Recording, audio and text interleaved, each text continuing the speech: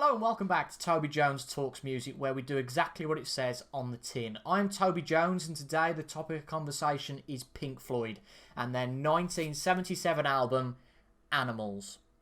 And I am more excited than usual, even more excited than usual, to make this video and talk about this album, because this is one of my favourite albums of all time. This ranks second in my Pink Floyd ranking. In the classic 4 albums, this comes second, just behind Pink Floyd's The Wall. But before we talk about Animals, let's take a trip back in time and talk about how I first discovered Pink Floyd, and in turn how I discovered this album. So let's set the scene. This is September or October 2018, and I had heard this album for the first time, The Dark Side of the Moon. I was absolutely wowed by The Dark Side of the Moon. I hadn't heard anything like it before. Then I went on to listen to this, Wish You Were Here. That absolutely wowed me as well. I can't remember what turned me on to Dark Side of the Moon first off. It's a real shame, I just can't remember the inspiration behind that. But this, I remember very fondly, almost bragging to my friends in the sixth form at the time, when I was 17 or 18. I've just listened to a track that's longer than 10 minutes and it's fantastic. And of course I'm referring there to Shine On You, Crazy Diamond. It'll be something that sticks with me for life. Sitting in that sixth form study room, little enclosed room with computers, and I'd got Spotify before I started collecting CDs and vinyl, and I'd got some headphones on and listened to that track. I think I was in the room by myself at the time and had that track on my headphones at full blast, and wow, that was absolutely tremendous. But I listened to those 2 albums for I guess a couple of months in that 3-4-5 month period, and then we got to February 2019, and I guess it would have probably been my 18th birthday gathering. It was certainly a late night after I'd had some friends round that I decided to listen to this for the first time, and that of course is Pink Floyd's Animals from 1977. And I was wowed straight away, but in a different way this time, because this record was a lot heavier than I expected it to be. The 2 albums, although they are a little bit different, the two albums that come before Animals are a little bit different to one another, but they are closer than certainly the 2 albums. If you look at Wish You Were Here, this is a lot further removed from Wish You Were Here than Wish You Were Here was from Dark Side of the Moon. And then after listening to Animals and being wowed by that, then I listened to this absolute beast of an album. Those of you who have watched the channel for a while will know that The Wall is my undisputed favourite album of all time. So just to touch on actually these CDs, this is a really, really nice box set. I got this a couple of years ago with all of Pink Floyd's albums in CD albums. It's called Pink Floyd Discovery. I think it probably retails, you're probably looking for £90 or £100 for this, but I managed to pick it up for, I think it was £60 on eBay. Features, I've obviously took 3 of them out, but features all of Pink Floyd's albums, as well as a really nice, I think, artistic photo set at the back there. But the digipacks are really, really nice, all with booklets for each album. So looking at Animals here, you've got almost a fold back cover extending the original album art from the back to see Power Station. Then you've got a booklet in the left digipack and a CD in the right digipack. And I have to say, touch wood, or maybe I might not have used these much, but these are second hand, but the digipacks haven't worn like other digipacks, so these are really, really well made. But back to Animals. This is my second favourite album in the Pink Floyd canon. I actually listened to Wish You Were Here a few months ago again, and at one point a few months ago, my ranking list for the 4 albums, the 4 classic albums, would be The Wall and Animals, and then quite a way below it, Wish You Were Here and Dark Side of the Moon. And listening to that album again in real detail back in the summer, Wish You Were Here, the gap between Wish You Were Here and Animals and The Wall lessened a lot, significantly. I was wowed by that album again, and the whole album, not just Shine On You, Crazy Diamond, because that's wowed me every time I've heard it, but Welcome to the Machine, Have a Cigar, Wish You Were Here, fantastic. This album though, I haven't had that second wave with this album. So I would say Dark Side of the Moon, although there's not a terrific amount in it, is quite a way below Wish You Were Here, The Wall, and Animals in my estimation. I don't know, maybe because I've heard it that much that it is a bit lesser to me, but I guess the time may well come that Dark Side of the Moon goes back into that ether of challenging Wish You Were Here, Animals, and The Wall. But honestly, on their day, this run of 4 albums could be my favourite 4 albums of all time, period, above anything else. I know that people talk about runs from other bands, so you think about bands like Queen, who had a brilliant run from the first Queen album all the way up to, some people would probably say jazz, but I would probably say News of the World. Just talk about Judas Priest, from Sad Wings of Destiny all the way up to British Steel. You could say Thin Lizzy, I guess, from Fighting to Black Rose. The list could go on and on and on. You could talk about Scorpions, Taken by Force to Blackout, for instance. But these 4 albums, the quality, and I guess you can put Kiss in that list as well. Me being a Kiss fan, that might be a controversial one to some. But these 4 albums are absolutely top-notch. But what I think is key about Animals and The Wall is that they offer something completely different to the others. They are distinctive, and it's quite clear what you're going to get. This one, Animals, is the heaviest album of these 4, and maybe being a hard rock fan, that's what gravitates me towards the sound of Animals. But for those of you who might not be all that au fait with this record, this is a 5-track record. It's really 3 tracks, so you've got Dogs, Pigs and Sheep, which are bookended by Pigs on the Wing 1 and Pigs on the Wing 2. So Pigs on the Wing 1 and 2 are short tracks that bookend this album. Dogs being nearly 17 minutes longer than Pigs and Sheep are 10 or 11 minutes long each. It's a little bit daunting going into this album for the first time, thinking, God, Dogs is 17 minutes long. I'd heard Echoes before from Medal, and that track, I wouldn't say it's a chore to listen to, but some of the sections do feel a little bit long, waiting for something to happen, but that is not the case with these tracks at all. It's a cohesive trilogy of songs, and you have to listen to this as an album. I have tried a few times just listening to one track, and you can't do it. To get the most out of this album, you have to listen to them all, because the 3 tracks, they're all different. Again, they're all, as part of a distinct album, the tracks are all distinct, but they blend so well together to create such an awesome trilogy of songs. So let's talk about the first one, Dogs. This, at one point, I think probably when I first listened to this album, was my favourite of the 3. That's actually diminished now to my least favourite of the 3, and that's nothing against Dogs at all. It's just that Pigs, 3 different ones, and Sheep have gone up in my estimations. But actually, just a sidetrack, I haven't talked about the awesome artwork on this of the Battersea Power Station. So distinctive and recognisable. And I've got 2 Pink Floyd books behind me, both which use that artwork for the front cover of their book. So maybe that's saying something about this distinctive album cover, even when you've got such the prism of light as well, with the Dark Side of the Moon in this catalogue to compare that against. But Dogs is a slow building track. It is by far the longest of the 3 here. And the mood, the ambience it maintains through those instrumental sections. I talked about Echoes before, where that can be a bit of a chore. The mood that this maintains throughout, it just keeps you intrigued, really does. And even as a kind of non-music aficionado, I don't play any instruments, but even I can tell that the gritty guitar sound is just fantastic throughout this album. And it's not so pronounced in Dogs. The other 2 tracks are really more pronounced, that sort of gritty, hard guitar sound. And the drums and everything just really adds to this. And the synthesizers, particularly in Dogs, are absolutely tremendous. The final guitar solo here, it's not as heavy as the other tracks, but it's still absolutely sublime. And the crushing drums in here as well.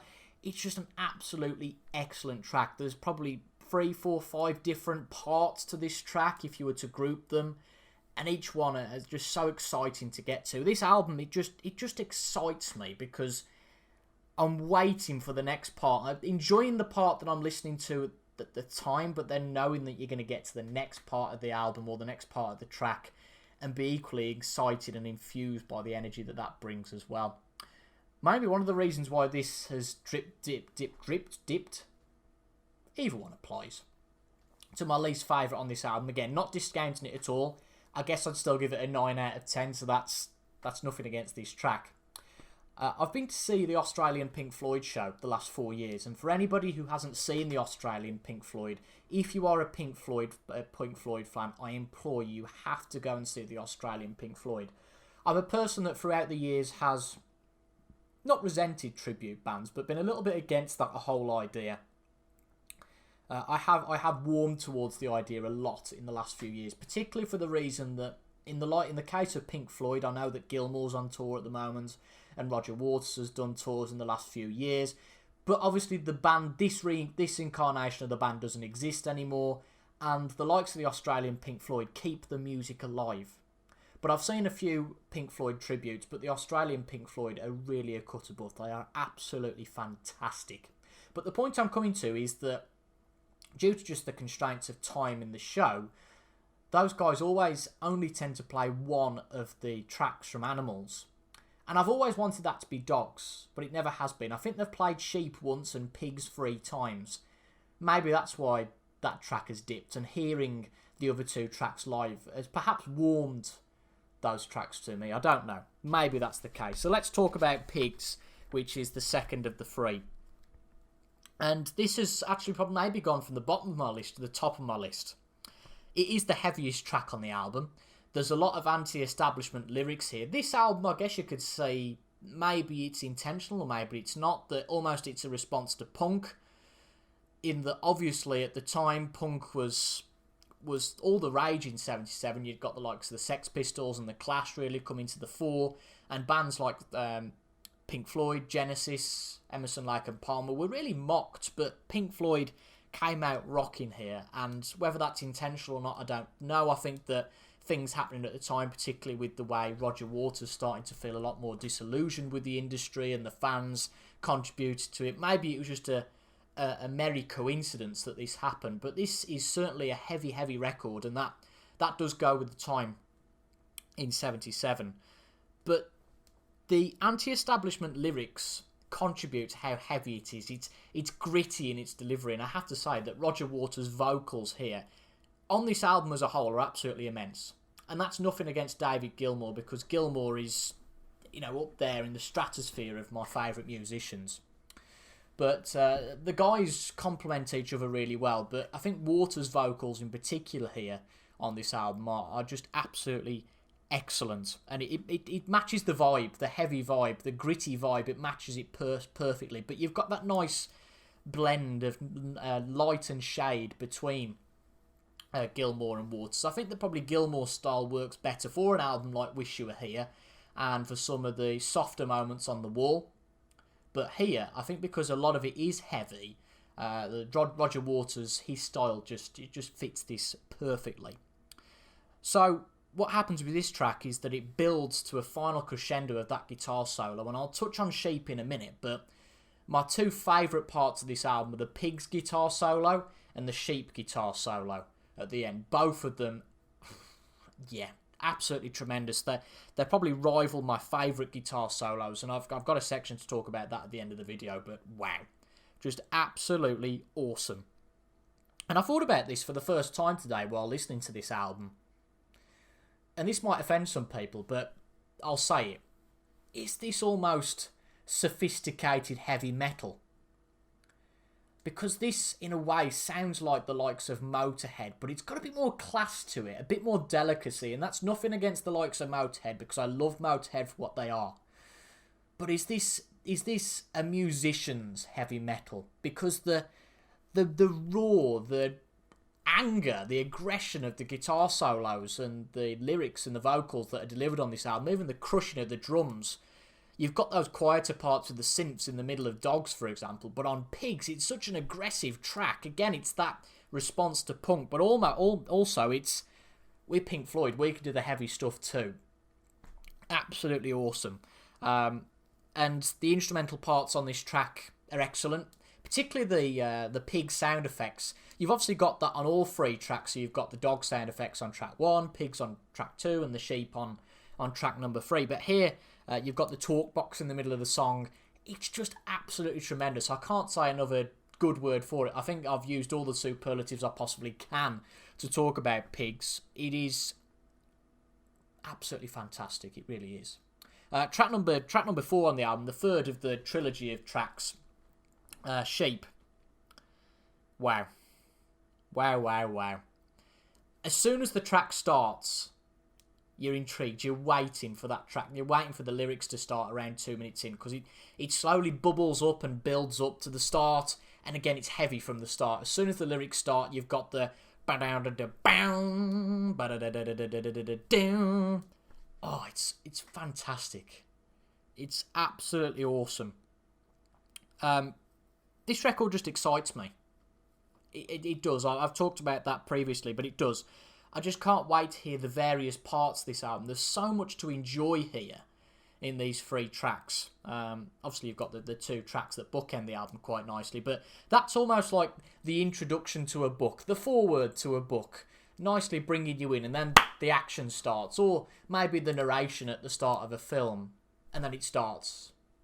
That's kind of how I feel about those 2 tracks, but then welcome to this world of Pink Floyd Animals, and then we get into it. But the distortion, the heavy guitar riff, the reverberation,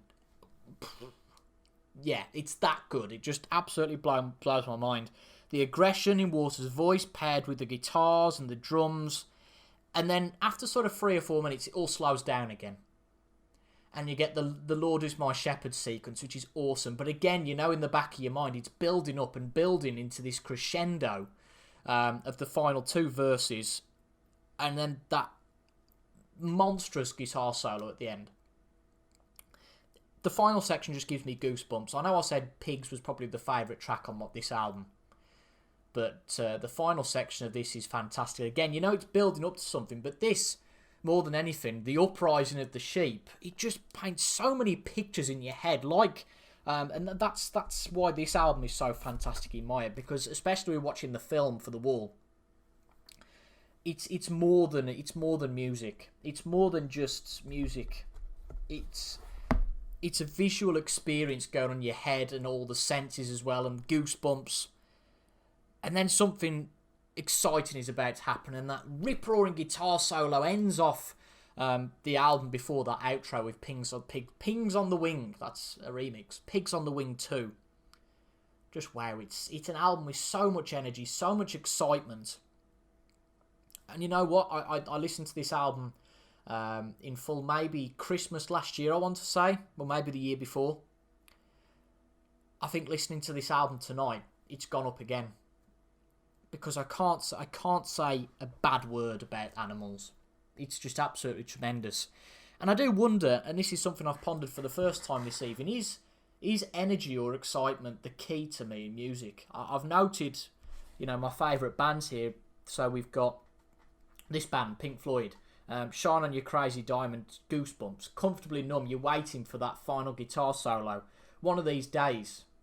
you look at AC/DC, Let There Be Rock, just the unrelenting guitar on that. Whole Lot of Rosie, Hell's Bells, the slow marauding bells to bring you into the track. Thin Lizzy, Emerald, Black Rose, Killer Without a Cause, Scorpions, The Zoo, Blackout, Coming Home, even a track like Tease Me, Please Me from Crazy World, Judas Priest, Victim of Changes, Sinner, Beyond the Realms of Death, Painkiller. I'd started to write these bands out, and I thought I can't keep going because I'm going to take up the rest of the page and I'm going to completely go against the grain of this video. But that quality is something that exists in all those songs that I've mentioned, and so many more by those artists. And I think just listening to this album and understanding why this album is so good, at least to my ears, might just represent what qualities I look for in music to really enjoy myself and have a good time with it. So to summarise Pink Floyd Animals, it is absolutely excellent. I can't fault it anywhere. I don't like to talk about faults of previous albums, but let's just touch on these 2 albums for a minute. And, say where these are a little bit weak. I struggle.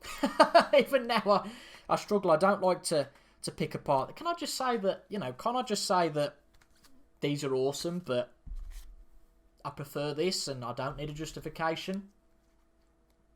I would say for Wish You Were Here that I think Shine On Your Crazy Diamonds Part 6 to 9 do go on a little bit too long. You don't get that feeling at all with animals. Even with dogs that's 17 minutes long, you're not looking at your watch and thinking, right, come on, get on with it. Every second of this album is just a treasure. You could say, you could throw that criticism at the wall. Even me, who is a devoted fan of The Wall, that there are some parts of The Wall that, is, come on, get on with it. But you can't throw that criticism at Animals. It's just a absolutely tremendous record. One of my favourite I've done that before. My brain is going album Animals. It's one of my favourite albums, period, this. I think you can tell from me waxing lyrical about it for the last 20 odd minutes that it is. But then, of course, what came next? And that is this Pink Floyd, The Wall in 1979. And I'm only going to say one thing about this, and I think that's key. If I turn this on at any point in the album, so whether that is track 1 Within the Flesh, if I dive in at Mother or Young Lust, I find it very hard after that. Very, very hard to turn it off. I'm implored to keep on listening.